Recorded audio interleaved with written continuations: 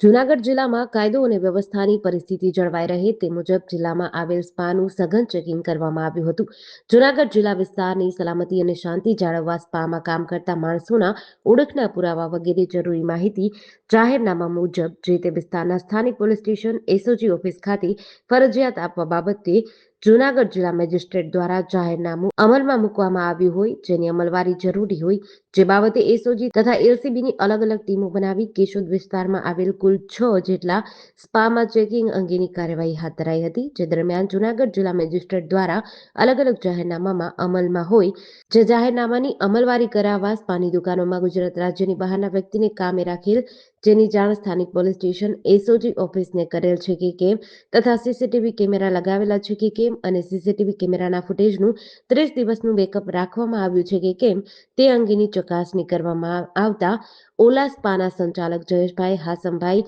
ભાણવડિયા પોતાની સ્પાની દુકાનમાં ગુજરાત રાજ્યની બહારના વ્યક્તિને કામે રાખેલ જેની જાણ સ્થાનિક પોલીસ સ્ટેશન ખાતે કરવામાં આવેલી ન હોય તેથી તેમની વિરુદ્ધ જાહેરનામા ભંગ અંગેનો કેશોદ પોલીસ સ્ટેશન ખાતે ગુનો રજીસ્ટર કર્યો હતો.